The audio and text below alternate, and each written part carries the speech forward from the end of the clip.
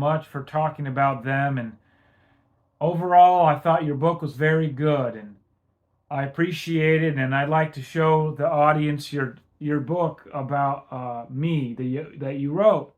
Put on my glasses. I'm kind of old here. Let me see here. This is your book, POTUS 1. It's very salient. It's on Amazon. I suggest to the audience here to, if they want to read any George Washington book, I suggest read this one first.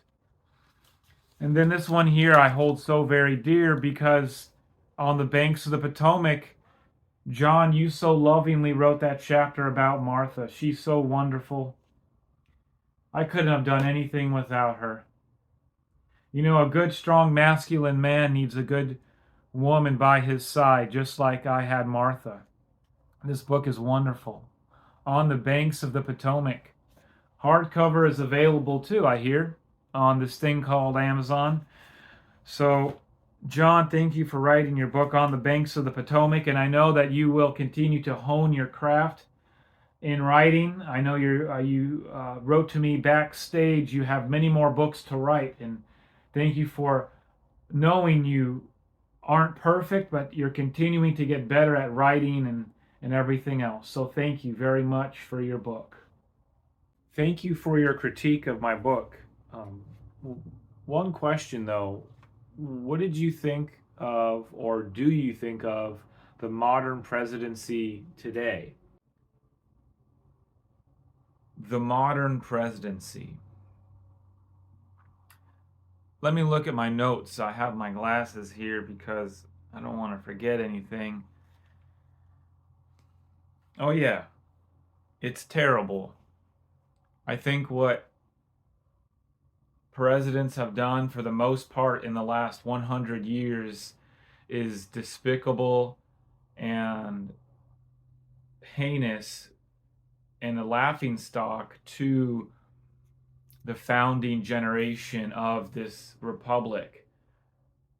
I think that there are far and few between good presidents that we've had in the last 100 years, which I'm sure you'll ask me about that uh, later in the interview. But I think there's been an abuse of power. I think that families that run the world, which we all know who they are, have their tentacles in everything.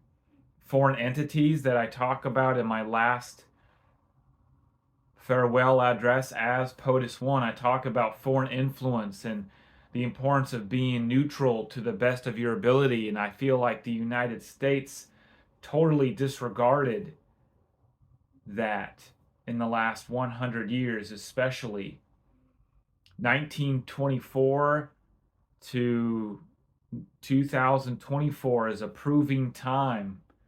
Calvin Coolidge was president in 1924, and I have an idea who's going to be president in 2024. But I think that these presidents don't care.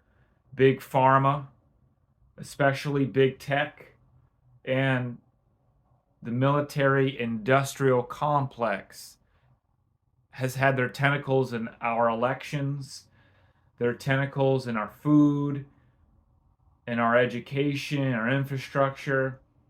Why is it we have all these hospitals and all this food and all this medicine and we're still sick?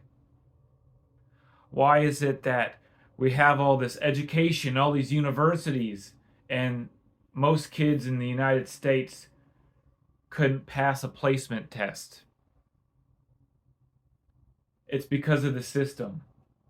It's because of the Rockefellers, the Rothschilds, the Astor family, the Orsini family, the Cologne family, the families that run the world.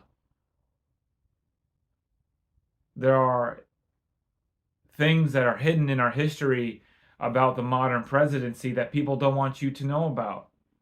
Things that I dare not speak of. Things that I dare not share. But they're there if you look. I think that what's the most despicable to me as a military person the commander-in-chief, like I used to be the commander-in-chief, is how poorly the Veterans Affairs Department of the United States government has been handled.